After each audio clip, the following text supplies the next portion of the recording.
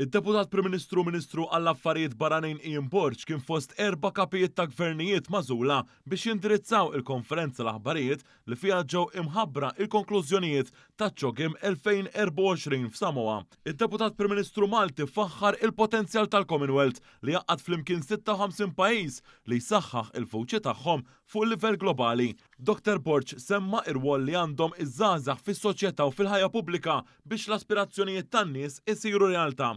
Tkellem ukoll dwar sfidi li affaċċjaw stati gżejjer żgħar bir-riżultati minn din il-laqgħa għolja għandhom jiġu rinforzati matul il-COP29 li se jsir f'Baku l-Azerbajġan. Sanettant f'din il-laqgħa f'Samoa id-Deputat Prim Ministru Ian Burge ġie elett biex jippresjedi il-Grupp ta' Azzjoni Ministerjali tal-Commonwealth għas-sentej li ġejjin. Dan filwaqt li Malta ġiet ikkonfermata minn ġdid biex tkompli isservi f'dan il-grupp ta' azzjoni għat-tieni mandat tagħha ta' sentej hekk kif kienet ukoll parti minn dan il-grupp fl-2023 u fl-2024.